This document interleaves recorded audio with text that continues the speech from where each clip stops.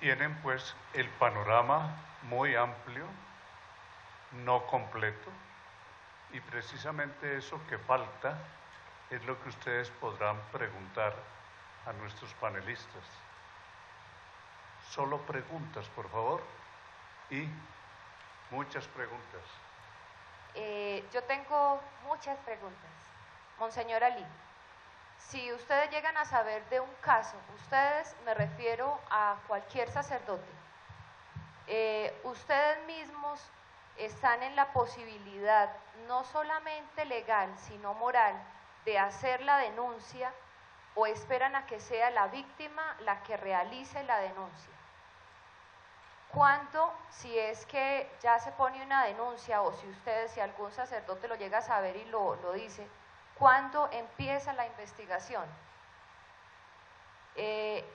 Si es ya, digamos, cualquiera de los dos casos, principalmente si ponen la denuncia, ¿qué pruebas tiene la persona que habló de que el caso está en proceso?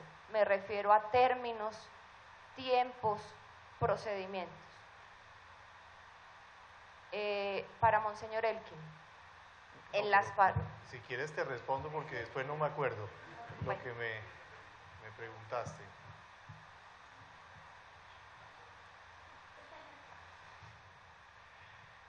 Mira, la Ley de Infancia y Adolescencia, la Ley 1098 del 2006, en el artículo 40, numeral 4, dice que todo ciudadano tiene la obligación de reportar un caso de supuesto abuso de menores.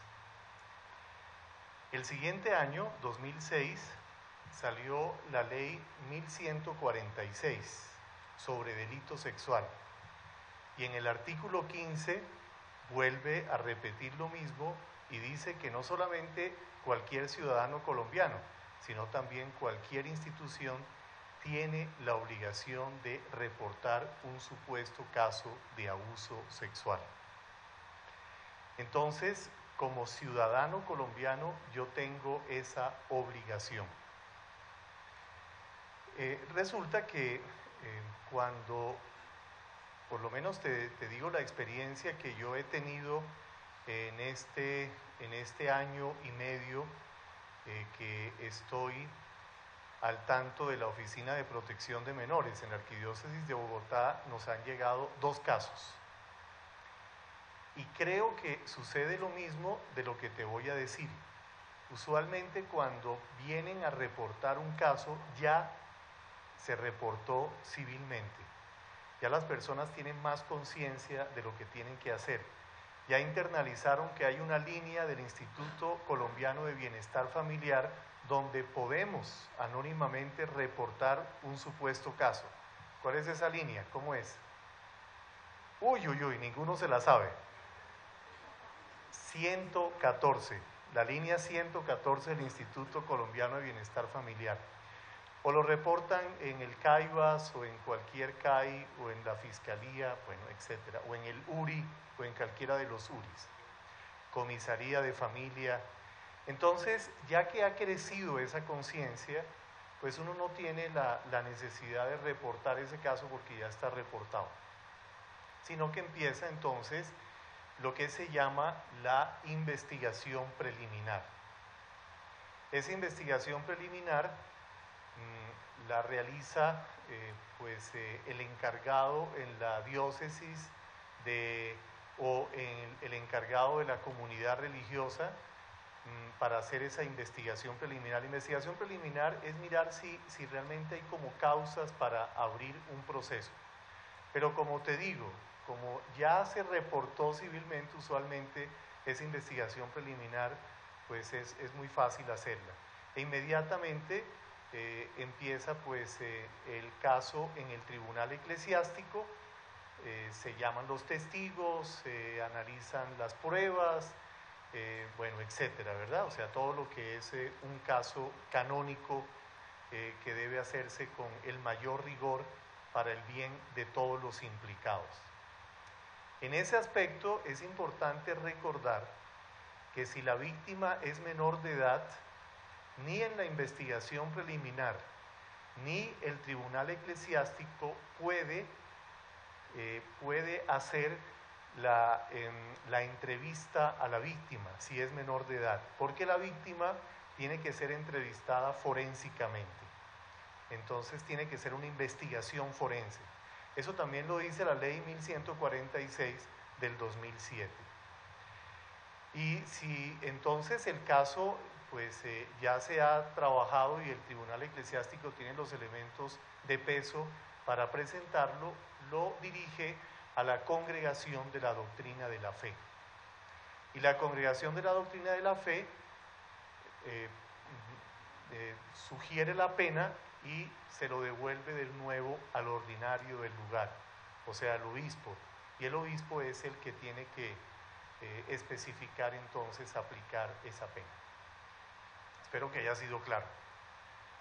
Sí, monseñor. Gracias. Sino que yo también quería, como nosotros, o sea, pienso yo, porque yo también, digamos, pues tengo conocimiento de esa ley de infancia y adolescencia y también he estado cercana a casos de denuncias ante la fiscalía.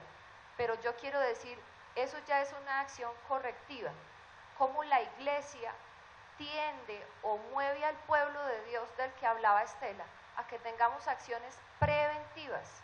O sea, como ustedes, si digamos está viendo un sacerdote que tiene acciones que no son claras en su afectividad o que no son claras en la relación principalmente con los niños, ¿cómo hacer, o sea, qué acciones tomarían ustedes como sacerdotes para no actuar luego de lo que la ley civil ya, como también lo decía Monseñor Elkin, debe hacer? Porque miren la otra pregunta, ¿cómo nosotros damos la seguridad a la víctima para que hable a tiempo? No solamente ya cuando haya ocurrido el acto de abuso sexual, porque se supone que la ley y toda esta evaluación es no solamente para el corregir, sino para el prevenir. Y también esto otro ya como por las otras dos preguntas que tengo. En las parroquias, la persona encargada de la que hablaba Monseñor Elkin, de escuchar esas denuncias, ¿qué facultades y qué formación tiene?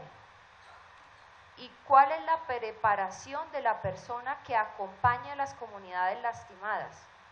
¿Cómo quitar el dogma moral y el dogma de la creencia religiosa para poder hablar o denunciar aún antes de que sucedan ya los abusos? Porque luego entonces la cuestión es que entramos a muchísimo más, porque es cómo acompañar a las víctimas y cómo muchas veces no poderlas reparar. Ese es como todo mi cuestionamiento. Creo que la pregunta es para Monseñor Elkin, ¿verdad? Pero quiero, sí, para otras conferencias, pero quiero responderte lo de la prevención. La respuesta que estamos haciendo es abriendo oficinas de protección de menores, oficinas en cada una de las diócesis, en las circunscripciones eclesiásticas, que precisamente estas oficinas sean, digamos, que los miembros de esta oficina puedan trabajar con las víctimas y que no solamente sean sacerdotes, sino además psicólogos, trabajadores sociales que hagan todas estas campañas de prevención en las iglesias locales, en las comunidades parroquiales. Bueno, yo te agradezco mucho, me parece que es un panorama completo y has apuntado a realidades de verdad importantes que tus preguntas dan ocasión de resaltar algunas cosas. El Papa Benedicto y el Papa Francisco han invitado sobre todo a esa prevención. La insistencia es muy clara, con frases como esta: la Iglesia debe concentrar todos sus esfuerzos en la prevención para que no vuelvan a suceder casos de estos. De hecho, yo podría traer un dato que para nada significa que el problema se esté solucionando del todo, pero que sí es importante y refleja alguna cosa. Se siguen denunciando casos de abuso de menores, generalmente de tiempo atrás, ¿sí? De 10 años para atrás, pero en lo reciente, por lo menos en lo que se alcanza a prever, hay menos casos. Un solo caso es dolorosísimo, ¿sí? Uno solo, pero es previsible que se estén denunciando de tiempo atrás. Ahora, ¿qué caminos de prevención hay? Es ante todo un camino de formación. Y hemos tratado de que en los seminarios, en los presbiterios, haya conciencia de la gravedad de estas cosas. Además de unos protocolos que intentan prever. Yo digo algunas de las normas de mi diócesis en Medellín, ¿sí? Son cosas que ayudan, ¿sí? Y es que no puede pernoctar ningún menor de edad en la casa cural, ni se puede emplear ningún menor de edad. Es una norma preventiva. Puede que sea muy externa, pero se trata de hacer algo. Y hay otras cosas, más de formación, más de conciencia, de una recta persuasión de esto. Los cursos que se imparten en los presbiterios abren todo este panorama, inclusive muy en la línea de lo que la doctora nos ha hecho ver, ¿cierto? Cómo esa, digamos, concepción clericalista que ha alimentado a la Iglesia es un terreno de abono, porque es un depredador realmente. El clericalismo hace una especie de depredación en el sacerdote. Entonces, trabajamos en la prevención. ¿Qué formación tienen los encargados de la denuncia o de recibir las denuncias? Generalmente se trata de personas que tienen, en primer lugar, pues unos valores morales muy fuertes, que sean capaces de escuchar, de orientar. Lo ideal es que tengan preparación en dos campos, en el ámbito canónico y en el ámbito psicológico. Hay un buen número de sacerdotes y religiosos y religiosas que han optado por la vía de la psicología para acompañar toda la tarea pastoral, y creo que en esto nos ayuda. Pero él recibe la denuncia. El proceso y el manejo de toda la actividad de protección no puede quedar en manos de una sola persona. Tiene que ser un grupo interdisciplinar, y es lo que se ha procurado formar.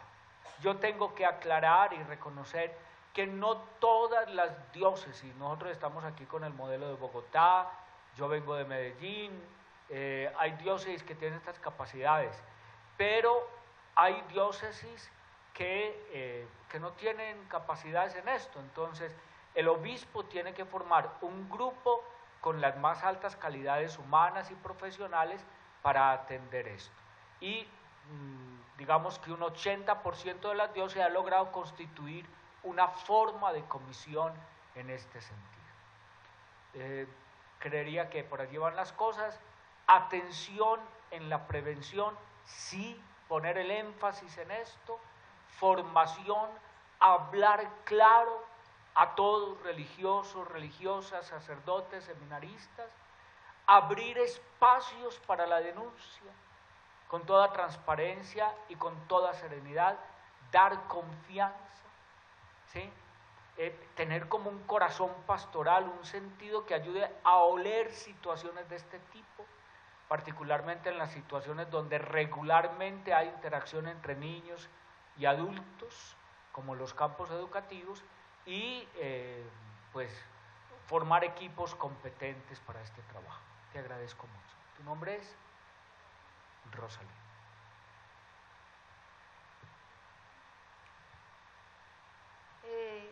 Para completar lo que dice Rosalía y lo que mis compañeros han dicho,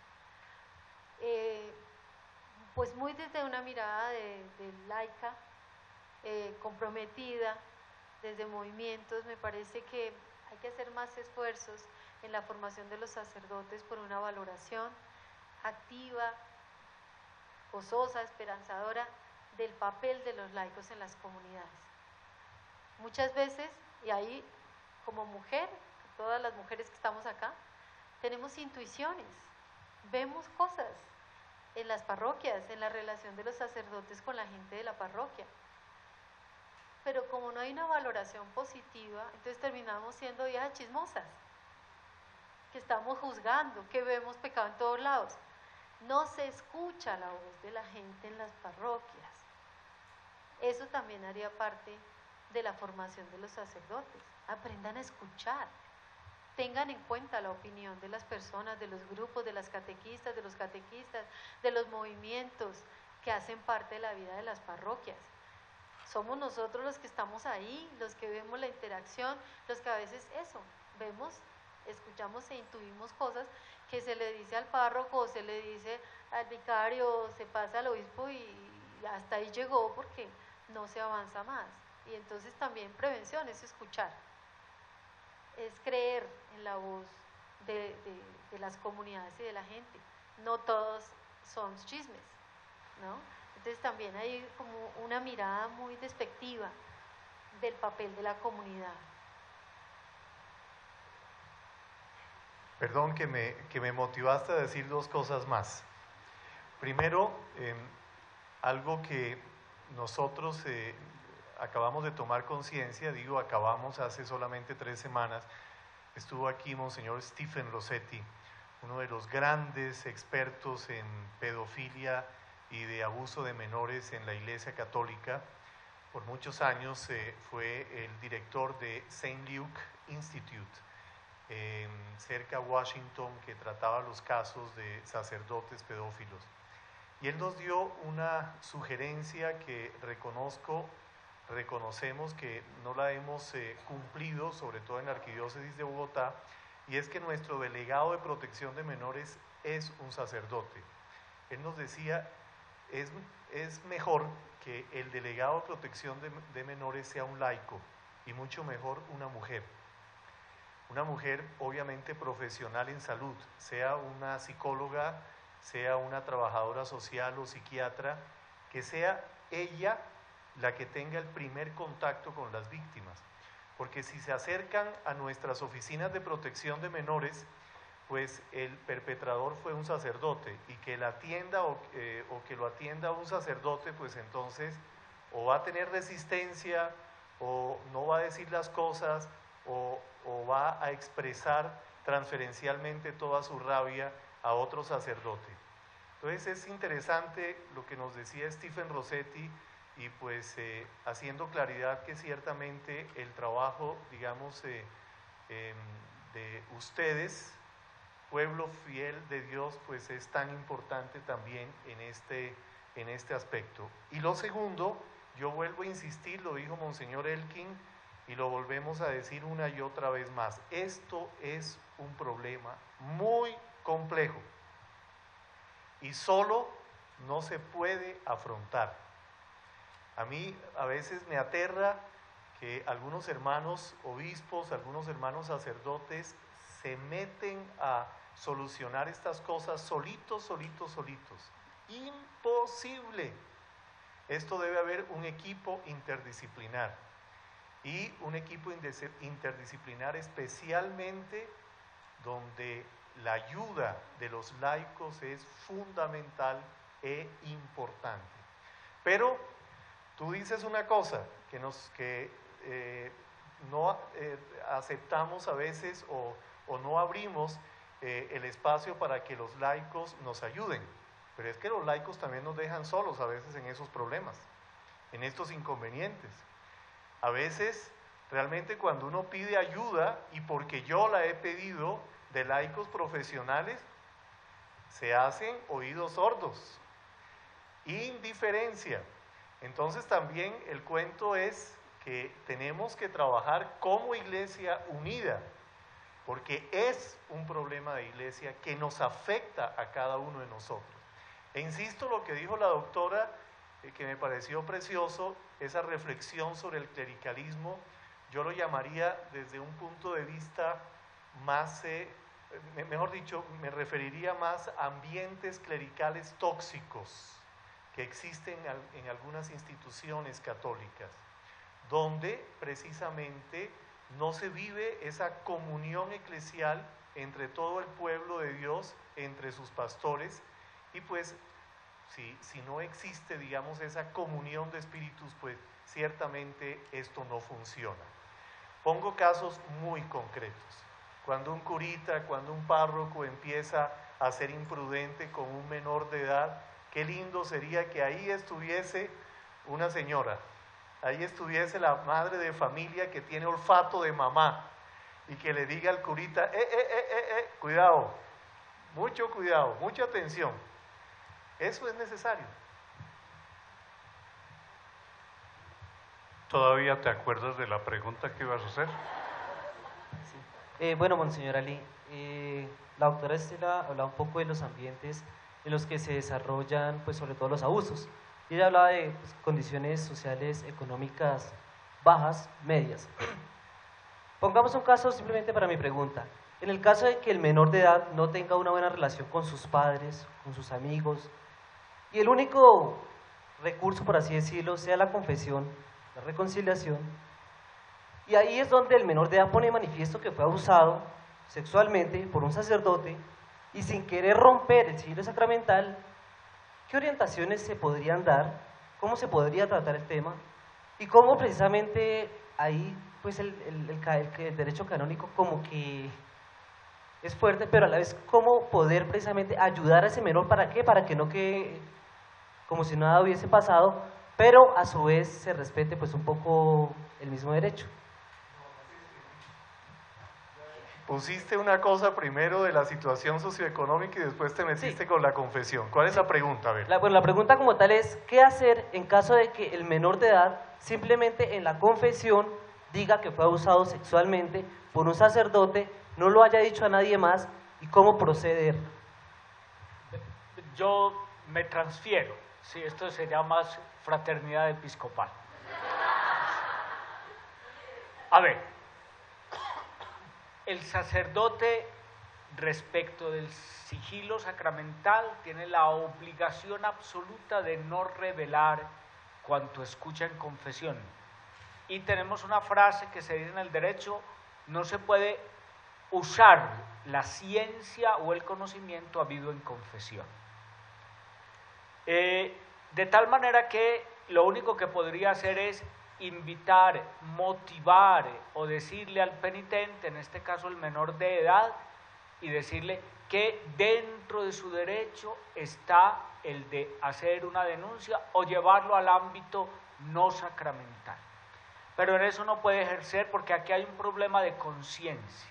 Ahora, una situación que se puede presentar es quizás que el sacerdote con sentido pastoral lea que lo que él quiere hacer es una denuncia pública de una situación, que se va por la confesión porque es lo que le permite expresar todos sus miedos, pero tiene que llevarlo a sacar de ahí. A mi modo de ver, para evitar cosas, el sacerdote tendría que cuidarse mucho de asumir él mismo la responsabilidad de la denuncia, porque después puede quedar como en dualidad el sigilo sacramental. El caso lo tocamos ahorita mucho con la... Bueno, si hay una revelación en este sentido, el sacerdote queda excomulgado, ¿sí? Isofacto, como decimos, o como decía la viejita, insofato, queda así.